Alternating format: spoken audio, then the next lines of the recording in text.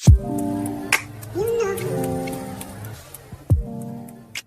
bantu base-YouTube Center, igama lami Asisithi Sejosengoe, and welcome back to my channel. I hope everyone is well, that you guys are still staying safe, and you are keeping entertained with content that feeds your soul, and content that doesn't make you feel guilty about stuff. I mentioned the word guilty because today I'm speaking about something very close to my heart, and a somewhat sensitive topic, mom guilt. Recently, in the last week, I had a conversation with a friend of mine, Sejosengoe. You guys can check out on social media. We talked about mom guilt. We unpacked it, what it is, why it happens, our experiences with feeling guilty with motherhood related things, and how we can combat it, how it affects our mental health. And Ubusi gave a brilliant presentation on how feeling guilty as a mom can often deter us or distract us from fulfilling the God-given purposes in our lives. So today I just want to expand a little bit on mom guilt by giving you guys the top 5 things that I feel like moms are mostly made to feel guilty about. So I'm going to give you guys five ways or 5 things that moms usually feel guilty. This is normally like from an external influence or sometimes from the inside, because as moms we can be very critical of ourselves. We can often feel disappointed because we can't do things that we had hoped or wished that we could do as moms. So with that said, number 1, I have breastfeeding versus formula fed. So a lot of moms usually get judged, first of all, by other people, not necessarily other moms, but by healthcare workers, by your family members, by your friends, and even other moms when you choose to not breastfeed your baby. This is because breast milk for a long time, this is true, is considered to be the best because of the nutrients it provides, and that is absolutely true. But at the same time, it doesn't mean that to the moms who are unable to breastfeed are made to feel guilty because they can't breastfeed.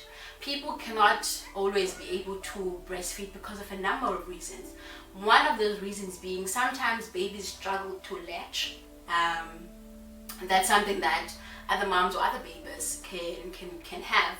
Latching problems can be because of tongue tie, when babies have a tongue tie, and that's something that can be sorted through surgery, when the surgeon sort of cuts the tongue tie, so that the babies can be able to breastfeed. Sometimes it's just like babies being unable to, or number 2 is when you do not have milk, or maybe your nipples they didn't come out properly for the baby to be able to latch on, so then you struggle to breastfeed. So with the fact that breast milk is the best is true and well and should be promoted, but at the same time people should be made aware that it only works, it's only the best when it works.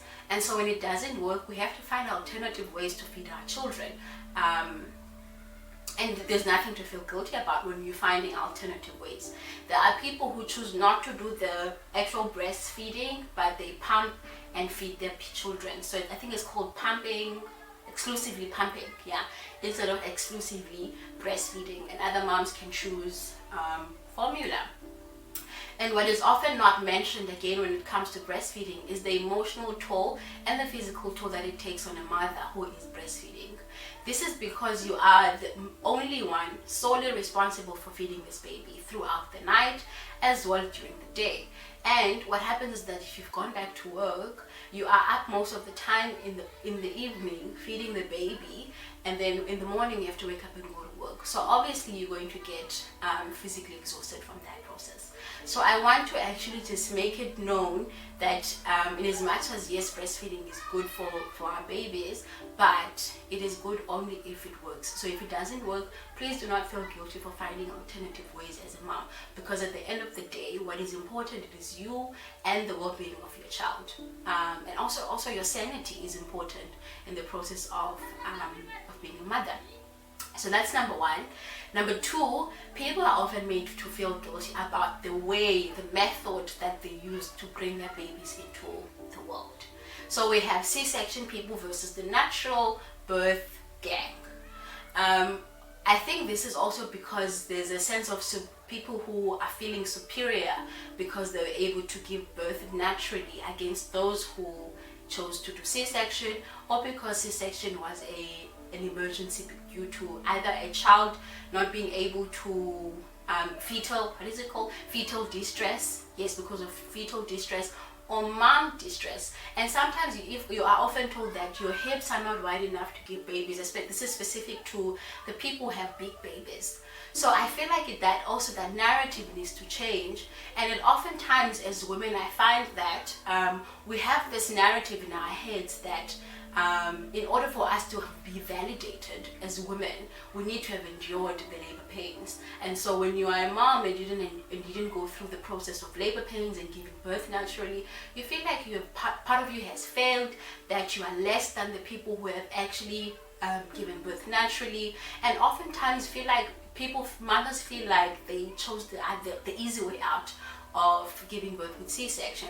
And in my understanding, none of these options are easy. Both of them are equally hard because you go through a lot during the process of C-section and the aftermath of having had a C-section, the healing process that happens because you had C-section. And also as a mom who gave birth naturally, there are also effects of that afterwards, because you can get stitches, which also take a bit of time, sometimes 7 to 10 days to heal. So with that said, I would really just like for moms to feel worthy that they brought life into this world, and the how to us to really don't for it not to really matter, because our womanhood as our power as moms shouldn't be derived from how you gave birth. And so if you're a mom who gave birth through C-section and you're beating yourself up because you really, really wanted to give birth naturally, please stop that and try and find value in the fact that at the end of the day, you gave birth to a well and healthy baby. So find validation in that, right? Because again, and I would say that your well-being is important. So if you had to do a C-section because of an emergency, or simply because you just chose, please stand by that choice and own it, because it is a choice that you made as a mom. So regardless of what the society says, of what the other moms are saying, we really do need to stop validating our womanhood based on the pain we have endured. So that's number 2. Number 3 is the size of our babies. So we often feel, first of all, for the moms who have big babies, they often feel judged by other people that, oh my gosh, you're overfeeding your baby, that you're going to have an obese child, and that you're going to have a child with food problems. And then on the other side, we have moms with small babies like myself, who are often told that you are not feeding the baby enough, you're going to have a baby with food eating problems, you are starving the baby, you're basically not being a good mom. And with all of these things said, I would really just like to highlight that babies are different. That sometimes there is no correlation. The correlation between weight gain and food isn't always there, specifically when it comes to the children. Babies, we are small because sometimes of our genes, and we're small sometimes because of other conditions. So it's not necessarily because of the mother. So the blame and the shame that is placed on mothers, I feel that it is unfair, and we need to be released from that. And I feel like it is our responsibility as moms to start the process of releasing ourselves from feeling guilty about things we cannot control, like weight gain or the size of our children. And then number 4, whether or not as a mom you go back to work. So we can never run away from the fact that if you were a mom, if you were a person, let's start there, who is working before you became a mother, we can never run away from the fact that your professional work and your career had become part of your identity.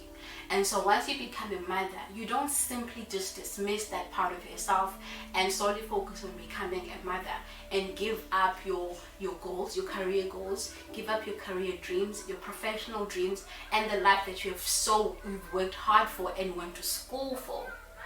and went through training for. So I feel like as moms, we need to let go of the pressure we put on ourselves to be 100% available for our children. So if you make the decision to go back to work, kudos to you, mom. You are making a choice to feed your family, to provide your family, and to be able to give your family the best that they have and they can get in terms of providing for them financially.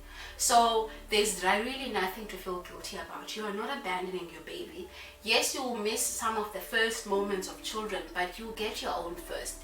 So because they're not doing it for the first time for them, but they're doing it for the first time in your own eyes, you need to be proud of yourself and celebrate the fact that you witnessed that moment.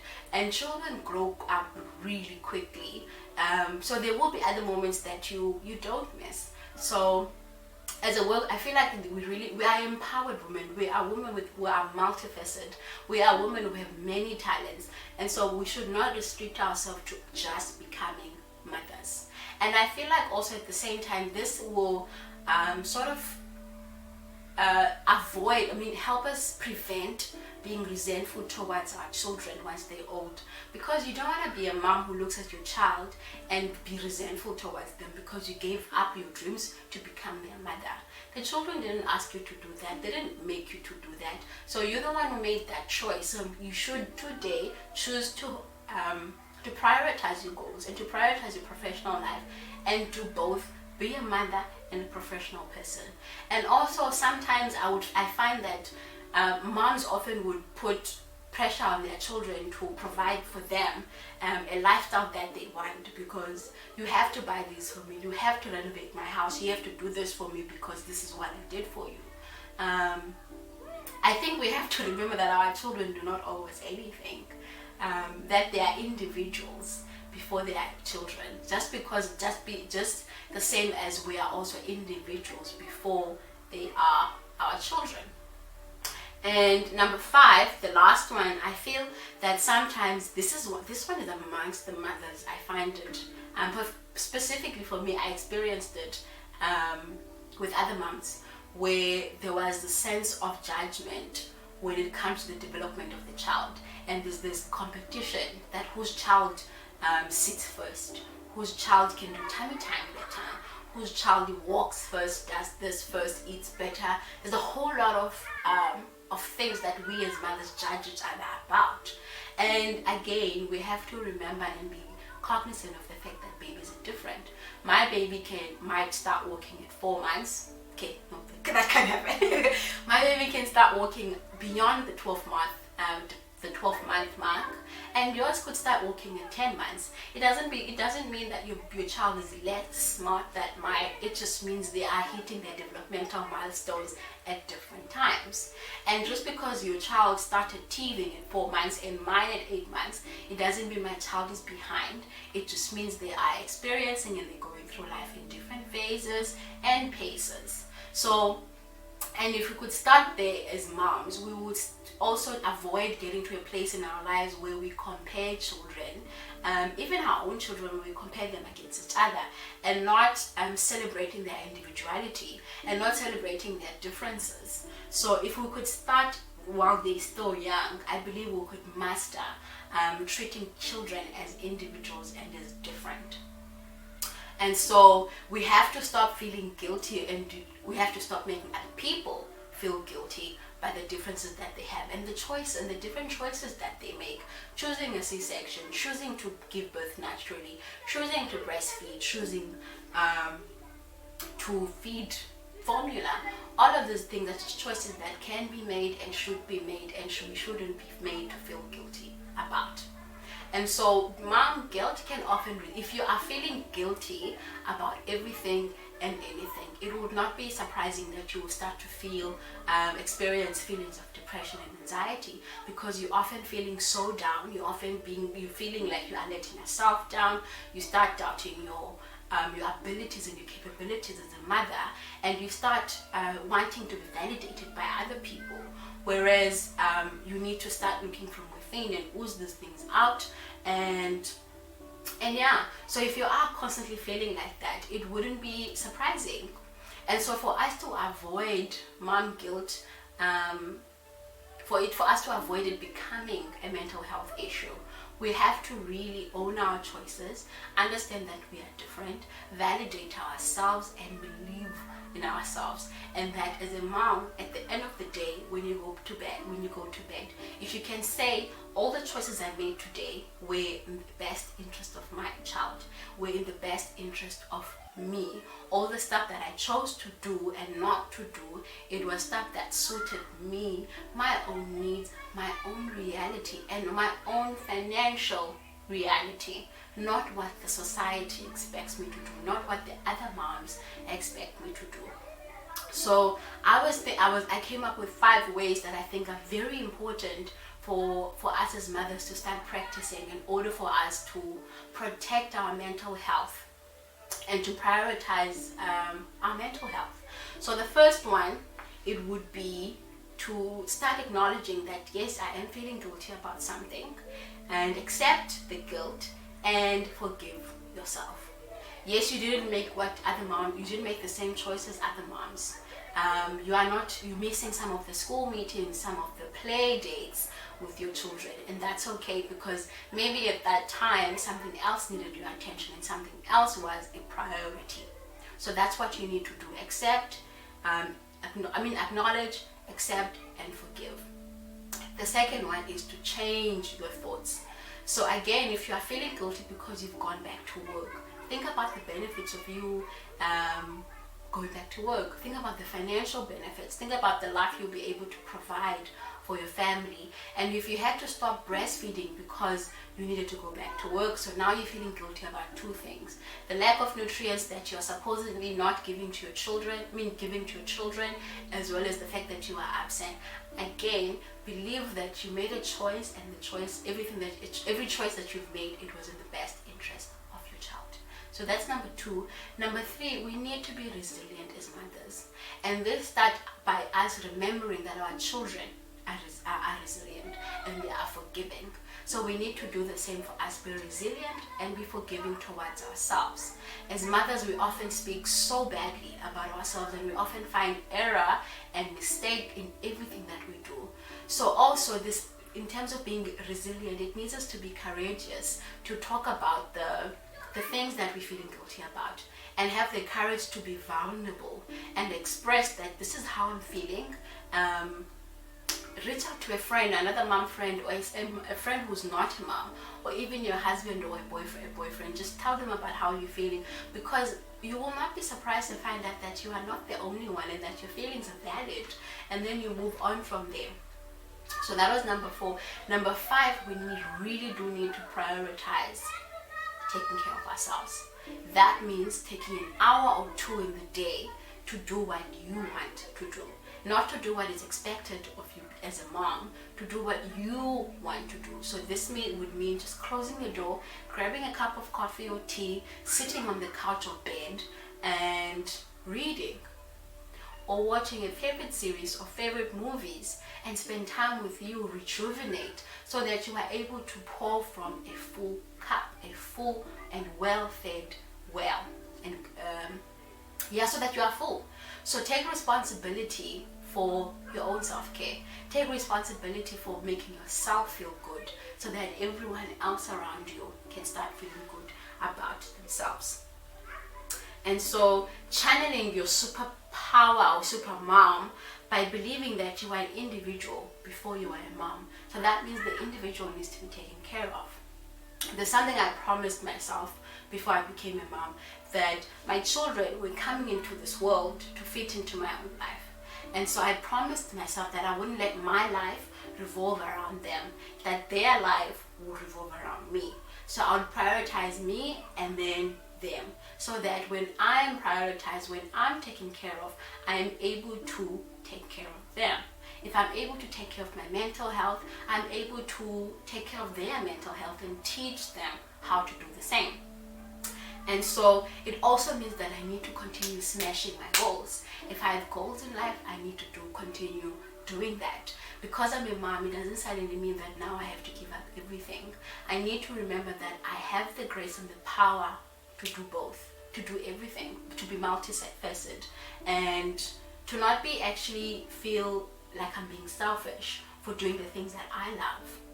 you are actually being very creative in recreating a narrative for your children as well, for your family to see that if mom prioritizes self-care and taking care of herself and spending time with herself to rejuvenate, it means the self-care business is very important. Because I think so many of us struggle nowadays to practice self-care because it's something that we've never seen being modeled.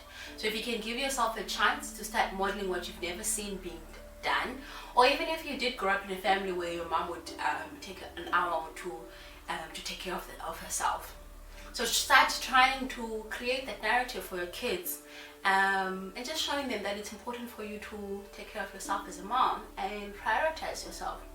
And so with that said, I am done with this video. I hope you guys enjoyed it, and I hope you guys took a thing or two from everything that I just said.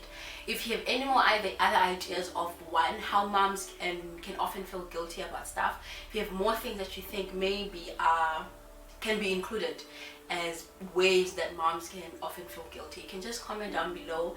And if you have self-care ideas that you usually do as a mom, just share with us and let's have a conversation about self-care and mom guilt. And yeah, with that said, thank you so much for listening. Thank you for watching. Please do not forget to share with your moms, with your mom friends, with your friends who are not moms, so that they can be able to start learning now and prepare for when they do become moms. Alright, toodles, bye guys.